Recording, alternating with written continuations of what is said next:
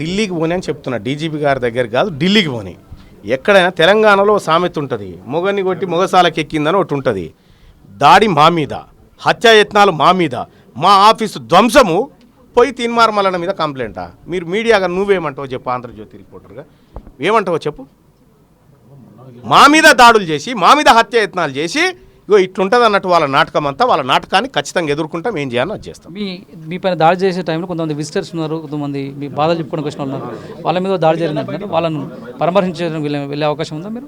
ఖచ్చితంగా పరామర్శిస్తా. వాళ్ళకు కూడా గాయాలైనాయి, వాళ్ళ దగ్గర పోయి పరామర్శించడం జరుగుతుంటుంది. వాళ్ళకి ఇట్లా తెగిన ఇక్కడ తెగిన ఇంకా చాలా మందికి హాస్పిటల్లో కూడా ఉన్నారు, పరామర్శిస్తా. ఓవరాల్గా మీ ఆఫీస్ కంప్లీట్గా ధ్వంసం అయిపోయారా వాళ్ళ దాడిలో? ఆఫీసులు ధ్వంసం చేయగలుగుతారు కానీ ఆశయాన్ని ధ్వంసం చేయలేరు.